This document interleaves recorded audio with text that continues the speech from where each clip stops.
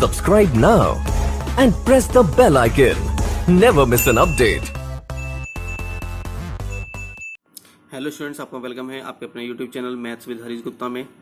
हम इस वीडियो में जो एक्सरसाइज 3.3 के कुछ क्वेश्चंस रह गए थे हम उसको सॉल्व करेंगे और आगे एक्सरसाइज 3.4 भी सॉल्व करेंगे इसी वीडियो में। तो क्वेश्चन नंबर 8 देखते हैं। 8 में क्या दे रखा है? The following figures guns and runs are parallelogram, find x and y length are in centimeter. ये देखा है। तो इन्होंने ये दो दे रखे हैं, इन्होंने एक गन्स है प्रोग्राम और एक यहाँ से ये रन्स दे रखा है। तो इन्होंने यहाँ से एक्स और वाई की वैल्यू फाइंड करनी है। दोनों पैरेललोग्राम दे रखे हैं। तो देखते हैं कैसे क्वेश्चन सॉल्व होंगे ये। तो यहाँ से क्वेश्चन नंबर फर्स्ट दे रखा है, ये दे रखा है यहाँ से। अब हमें पता है कि ये जो पैरेललोग्राम होता है उसकी अपोजिट साइड्स क्या होती हैं? इक्वल होती हैं। तो 3x इक्वल टू कितने 18 के हो जाएगा और ये इसके इक्वल हो जाएगा यहाँ से। तो 3x इक्वल टू 18 लिख देंगे क्योंकि opposite sides of parallelogram. x equal to कितना 3 आ गया यहाँ से, ये इसके इक्वल हो जाएगा क्योंकि अपोजिट साइड ऑफ पैरेललोग्राम दे रखा है। तो y इक्वल टू कितना आ गया 9 आ गया। तो hence x equal to 3 and y equal to कितना आ गया 9 आ गया। ओके, चलिए आगे सेकंड दे रखा है। सेकंड में भी यही करना था हमें। सेकंड में दे रखा है कि अब ये पैरेललोग्राम दे रखा है। हमें पता है कि पैरेललोग्राम के जो डायगोनल्स होते हैं वो बाइसेक्ट करते हैं ईच अदर को। तो ये y प्लस 7 किसके इक्वल होगा? 20 के इक्वल हो जाएगा और ये x प्लस वाई किसके इक्वल होगा? 16 के हो जाएगा। तो y प्लस 7 इक्वल टू कितना 20 डायगोनल्स ऑफ ए पैरेललोग्राम। तो y इक्वल टू कितना आ गया 13 आ गया यहाँ से। ये x प्लस वाई कितना होगा? 16 के इक्वल होगा। इक्वल 16 था, y इक्वल कितनी 13 तो 13 में लिख दी। x इक्वल कितनी 3 आ गई तो x equal to 3 and y equal to कितना आ गया 13 आंसर आ गया। Question number 9। इस 9 क्वेश्चन में हमसे क्या पूछा गया है? हमसे यहाँ x की वैल्यू पूछी गई है। ध्यान समझेंगे, बहुत ही इजी क्वेश्चन है। ये दो पैरेललोग्राम दे रखे हैं। एक पैरेललोग्राम दे रखा है हमारा ये दे रखा है रिस्क RISK, ये एक पैरेललोग्राम है रिस्क वाला। और एक पैरेललोग्राम कौन सा है हमारा? एक पैरेललोग्राम ये वाला दे रखा है। कौन सा है ये क्लू CLUE, ये दे रखा है हमारे यहाँ से। ठीक है, तो हमें क्या करना होगा? हम एक दो पैरेललोग्राम बना लेते हैं छोटे छोटे से। ये दे रखा है, दो पैरेललोग्राम बना लेते हैं छोटे छोटे से। एक हमें ये इस टाइप से दे रखा है और एक हमें इस टाइप से दे रखा है। इसका नाम लेते K कर लिया, इसका S कर लिया, इसका I लिख लिया, इसका एक ही पैरेललोग्राम ये दे रखा है। एक पैरेललोग्राम ये दे रखा है EUCL, ये दे रखा है। K कितना है 120 और ये कितना हमारा 70 दे रखा है। ओके, तो ये बताओ angle K plus angle R, ये वाला एंगल, ये और ये एंगल, इन दोनों का सम कितना होगा? इन दोनों का सम 180 होगा। तो इन पैरेललोग्राम रिस्क में देखते हैं। पहले इस वाले पैरेललोग्राम देख लेते हैं। देखो जरा, पहले हमें क्या करना होगा? हमें एक तो ये एंगल निकालना है, ये एंगल निकाल लें और एक एंगल ये निकाल लें और ये क्या बन जाएगा हमारा? ट्रायंगल बन जाएगा हमारा। ये क्या बन जाएगा हमारा? ये ट्रायंगल बन जाएगा। तो ट्रायंगल में क्या बनाएंगे? एंगल सम प्रॉपर्टी लगा देंगे। तो ये एंगल किसका है? अरे ये एंगल तो रिस्क का है। और ये एंगल किसका है? ये एंगल ये क्लू का है। क्लू वाले प्रोग्राम का पैरेललोग्राम दे रखा है। तो ये एंगल निकालना है। तो ये एंगल कैसे निकलेगा? ये वाला एंगल। अरे ये वाला एंगल कैसे निकले? ये वाला एंगल। तो ये वाला एंगल तब निकलेगा या तो हम काम करें इन दोनों का सम कर दें या फिर क्या कर दें इसे निकालना है, इसके अपोजिट रख देंगे यहाँ से। ठीक है ना। तो यहाँ से angle K plus angle R लिख लिया हमने यहाँ से।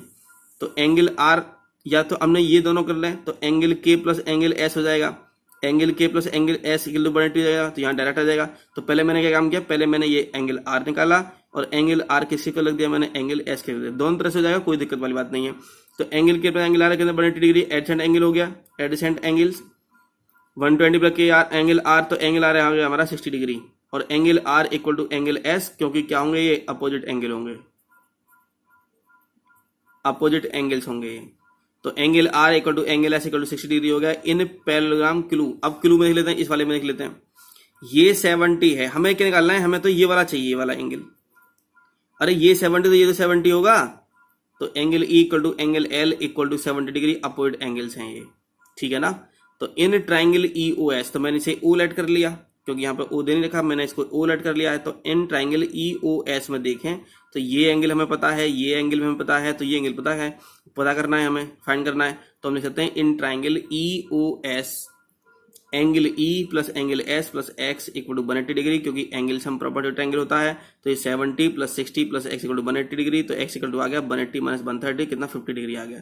तो एक्स की वैल्यू कितनी आ गई हमारे यहाँ पर 50 डिग्री हमारा आंसर आ गया।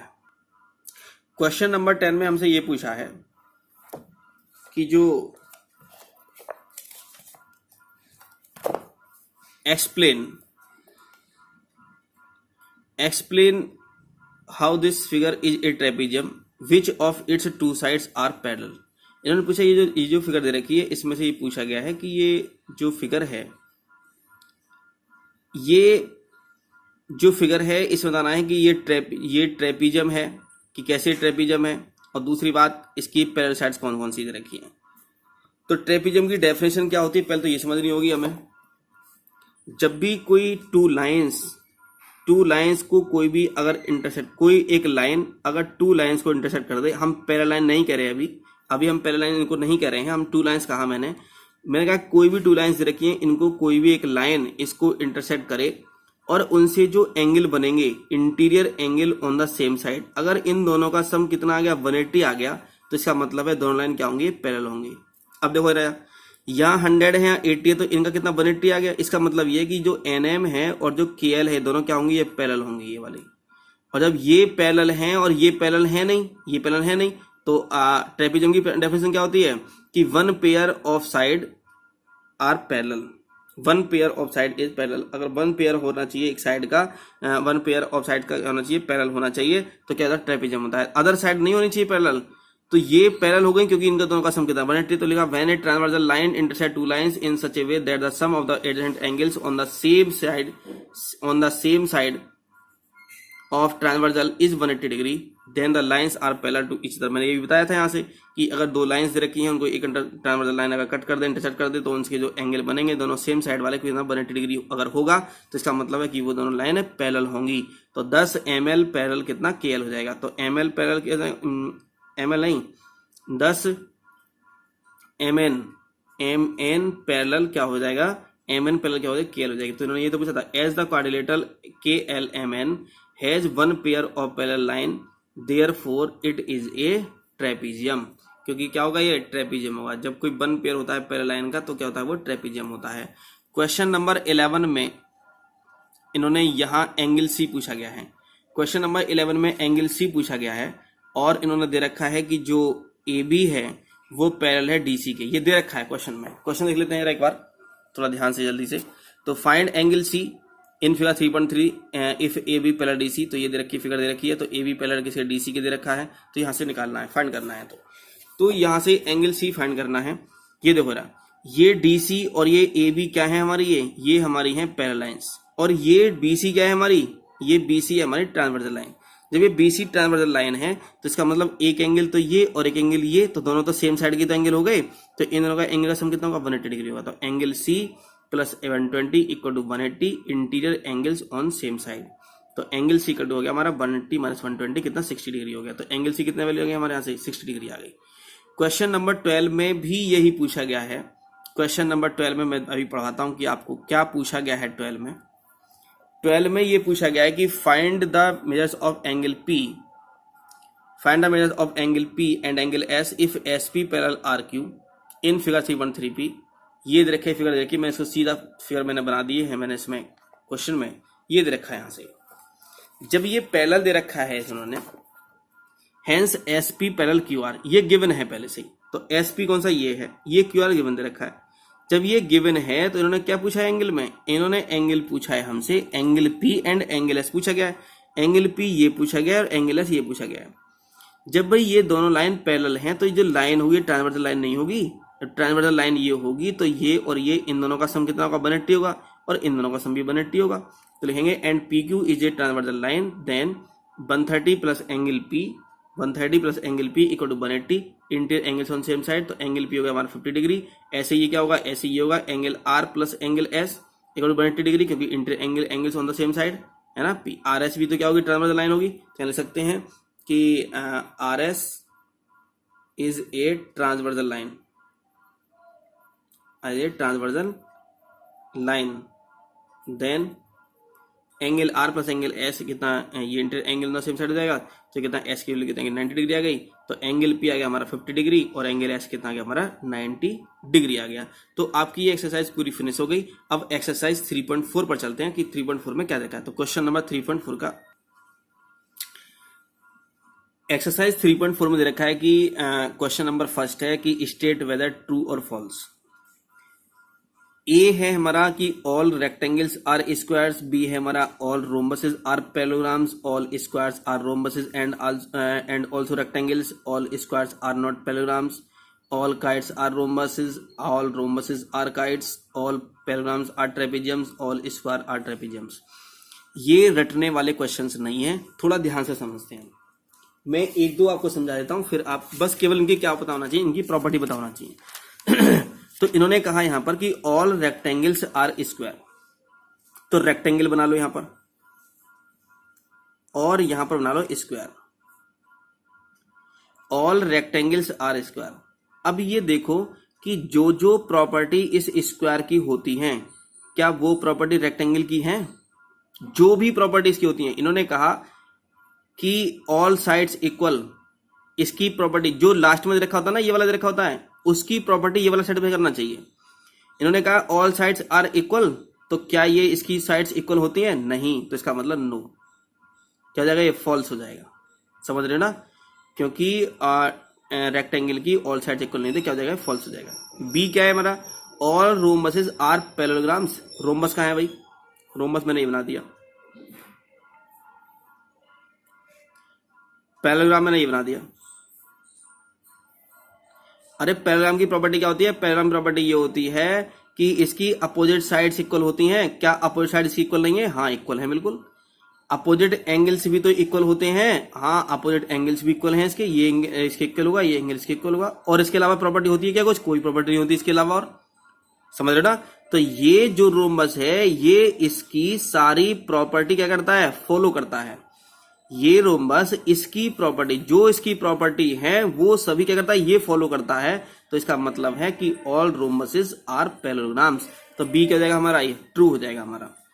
सी क्या है? All squares are rhombuses and also rectangle. तो इन्होंने कहा कि स्क्वायर है, मैंने कहा स्क्वायर बना लिया भाई, यहां पर स्क्वायर है ये स्क्वायर क्या रोम्बसेस की प्रॉपर्टी फॉलो करता है? बिल्कुल करता है। और रेक्टेंगल की करता है? देखते हैं थोड़ा ध्यान से।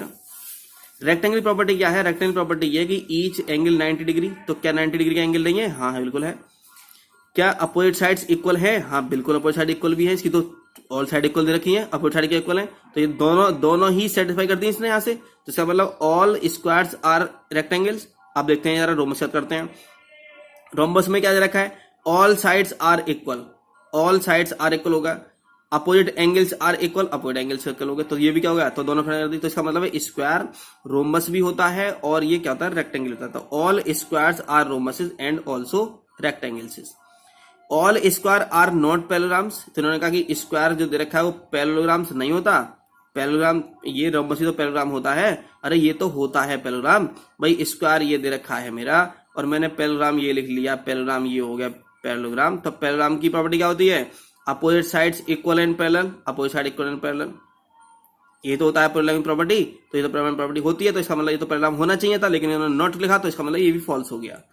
ई all kites are rhombuses, all rhombuses are kites, all parallelograms are trapezium, all squares are trapezium. दोबारा all kites are rhombuses, all kites. Kites क्या है? काइट्स में देखते हैं थोड़ा जरा। काइट की मैंने आपको डेफिनेशन बताई थी वैसे मैंने। काइट्स क्या होती है? काइट ये होती है,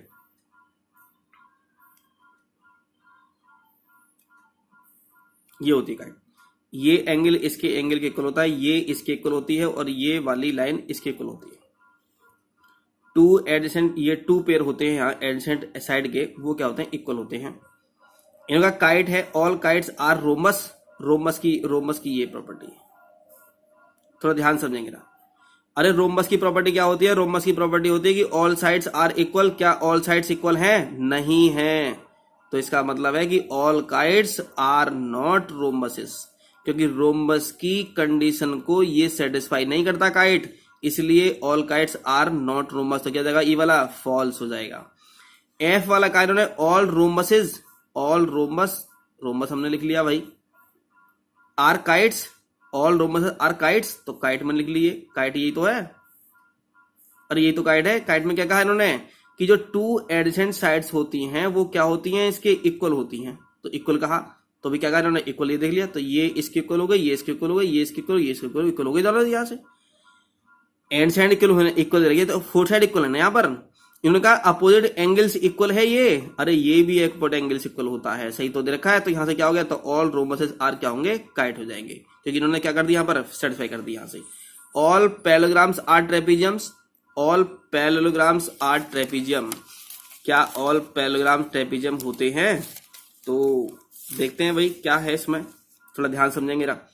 ऑल पैरेललोग्राम देखो जरा, यहाँ पर जो कंडीशन दे रखी होती है वही बस, केवल टोटल नहीं, टोटल तो हो ही नहीं सकता कोई किसी का, ये ट्रेपीजियम है, तो इन्होंने कहा कि ऑल जो पैरेललोग्राम्स होते हैं वो ट्रेपीजियम होते हैं। अरे ट्रेपीजियम की डेफिनेशन क्या है, ट्रेपीजियम की डेफिनेशन ये है कि इसमें वन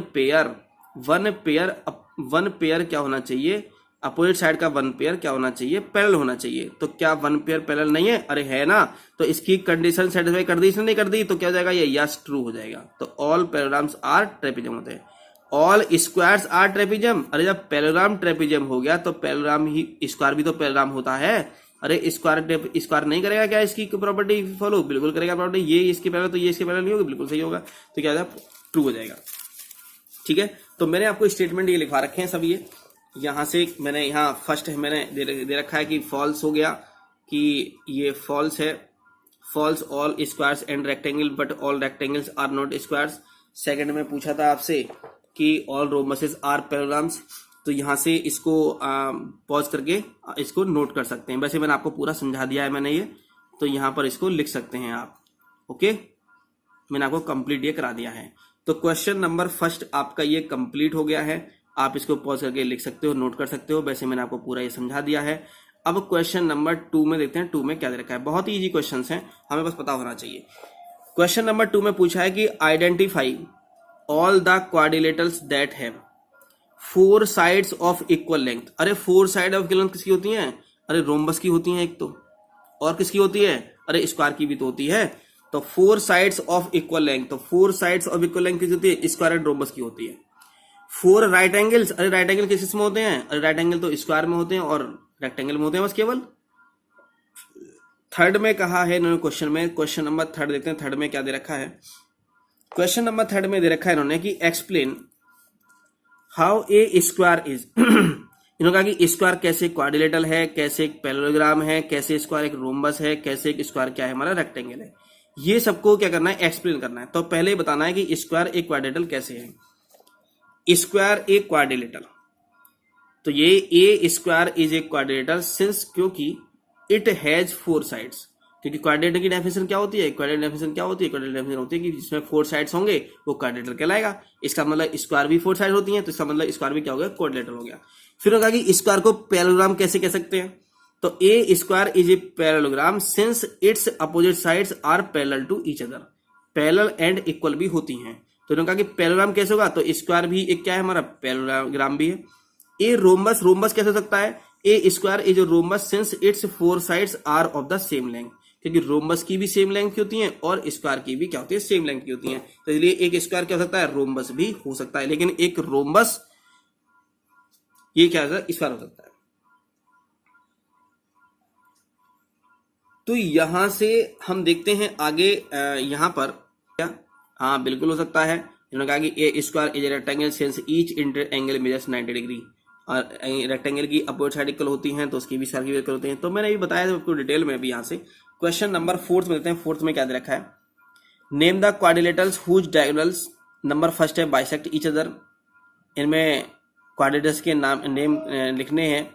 कि पहले बाइसेक्ट ईच अदर होता है, आर परपेंडिकुलर बाइसेक्टर और ईच अदर आर इक्वल दे रखा है, तो कि डायगोनल्स बाइसेक्ट ईच अदर, तो बाइसेक्ट ये कैसे करते हैं, पैरेललोग्राम के करते हैं, रोम्बस के करते हैं, स्क्वायर के करते हैं और रेक्टेंगल करते हैं। पैरेललोग्राम के करते हैं, रोम्बस के करते हैं, स्क्वायर के करते हैं और रेक्टेंगल के करते हैं, तो ये क्या करते हैं, इनके बाइसेक्ट करते हैं each other. Are perpendicular bisectors of each other, तो बस केवल 2 होते हैं स्क्वायर और रोम्बस के, मतलब कहने का ये मतलब है कि एक स्क्वायर ये दे रखा है,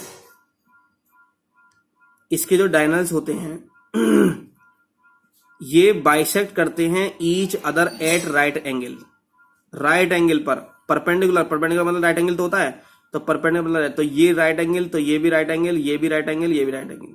तो जो रोम्बस के और स्क्वायर के जो डायगोनल्स होते हैं वो बाइसेक्ट करते हैं डायगोनल्स कितने पर, 90 डिग्री पर, at 90 degree. E bisect each other at 90 degree. तो किस किस के, स्क्वायर के और रोम्बस के। आर इक्वल, तो डायगोनल्स किसके इक्वल होते हैं, बस केवल एक तो होते हैं स्क्वायर के इक्वल होते हैं और एक किसके होते हैं, रेक्टेंगल के इक्वल होते हैं। देखो रोम्बस, रोम्बस मैंने ये बनाया यहां से, ये रोम्बस हुआ, एक तो ये डायगोनल हुआ और एक ये डायगोनल हुआ। तो आपको देखने से लग रहा होगा कि ये जो डायगोनल है ये इससे क्या है, ये छोटा डायगोनल दे रखा है, लेकिन इसके डायगोनल्स, ये इसके डायगोनल्स, ये इसके डायगोनल्स क्या होंगे, इक्वल होंगे, ये भी और ये भी इक्वल होंगे। तो इसमें स्क्वायर के और रेक्टेंगल के दोनों के डायगोनल्स क्या होते हैं, इक्वल होते हैं। क्वेश्चन नंबर 5 में देखो, 5 में क्या दे रखा है, explain why a rectangle is a convex quadrilateral. Convex quadrilateral क्या होता है। कॉन्वेक्स क्वाड्रिलेटरल में मैंने आपको बताया था कि कॉन्वेक्स क्वाड्रिलेटरल की दो बातें होती हैं। एक तो होता है कि उनके all interior angles, all angles are less than 180 degree. एक तो हम ये लिख सकते हैं इसमें कि क्यों है रेक्टेंगल, क्यों हमारा कॉन्वेक्स क्वाड्रिलेटरल है, क्योंकि all angles are less than 180 degree होते हैं। और कॉनकेव में क्या होता है, कॉनकेव में 180 डिग्री से क्या होता है, एक angle, both of its diagonal lie in the interior angle. और इनके जो इंटीरियर एंगल हैं वो क्या करते हैं, जो डायगोनल हैं वो क्या करते हैं, इंटीरियर में लाई करते हैं। मतलब क्या हुआ, इससे कहने का मतलब ये हुआ कि अगर हम कोई ये बनाए, ये क्या बना है हमारा, ये बना है हमारा कॉनकेव क्वाड्रिलेटरल। तो एक तो डायगोनल ये हो गया हमारा और एक डायगोनल ये हो गया हमारा, तो दो डायगोनल हो गए हमारा, ये डायगोनल ये हो गया। अब ये जो डायगोनल हुआ क्या ये इसके इंटीरियर में लाई करता है, नहीं लाई करता। तो इसका मतलब है कॉनकेव के जो डायगोनल होते हैं वो इंटीरियर में लाई नहीं करते, समझ रहे हो। और जो कॉन्वेक्स के जो होते हैं, तो कॉन्वेक्स तो ये बना, कैसे बना दो कॉन्वेक्स, तो ये बना दिया हमने, तो ये और ये क्या हुए, दोनों क्या हो गए, ये इंटीरियर में लाई करते हैं, दोनों डायगोनल इंटीरियर में लाई करते हैं। ओके, तो यहां से इन्होंने कहा कि both of its diagonal lie in the interior. तो हम इसको ये भी लिख सकते हैं और ये भी लिख सकते हैं, दोनों लिख सकते हैं, कोई दिक्कत वाली बात इसमें नहीं है। क्वेश्चन नंबर 6 में देखो क्या दे रखा है, थोड़ा सा ध्यान से देखेंगे क्वेश्चन नंबर 6 को। क्वेश्चन नंबर 6 में दे रखा है कि A B C is a right angle triangle and O is the mid point of the side opposite to the right angle. Explain why O is equidistance from A B and C. इन्होंने कहा कि explain करना है कि जो ओ है वो equidistance है हमारा ए से भी, बी से भी, सी से भी, ए से बी से सी से, ये इक्विडिस्टेंस है, ये पूछा गया है हमने यहाँ से। इन्होंने क्या देखा है, बस केवल A B C right angle triangle दे रखा है, O is the mid point of the side opposite to the right angle दे रखा है। इन्होंने कहा कि ए बी सी एक राइट एंगल ट्राइंगल दे रखा है और जो ओ है वो राइट एंगल के अपोजिट जो साइड दे रखी है उसका मिड पॉइंट दे रखा है। हमने कहा draw lines A D and D C. A D और ये डी सी हमने लाइन ड्रॉ की सच दैट, इस तरह से ड्रॉ की कि ए डी पैरेलल किसके हो जाए, बी सी के हो जाए, और डी सी पैरेलल किसके हो जाए, ए बी के हो जाए, ए पैरेलल डी सी हो जाए। A D equal to B C होगा, A D equal to B, जब पैरेलल साइड है तो ये इक्वल, जब अपोजिट साइड पैरेलल है और इक्वल है तो ये होगा, तो A D equal to B C and A B equal to B C. A B C D is a rectangle. A B C D क्या हो गया, रेक्टेंगल हो गया, क्योंकि as opposite sides are equal, क्योंकि अपोजिट साइड क्या हो गई, इक्वल हो गई, and parallel to each other and all the inter angles are 90 degree. तो ये 90 डिग्री के हो गए। इन ए rectangle diagonals are of equal length.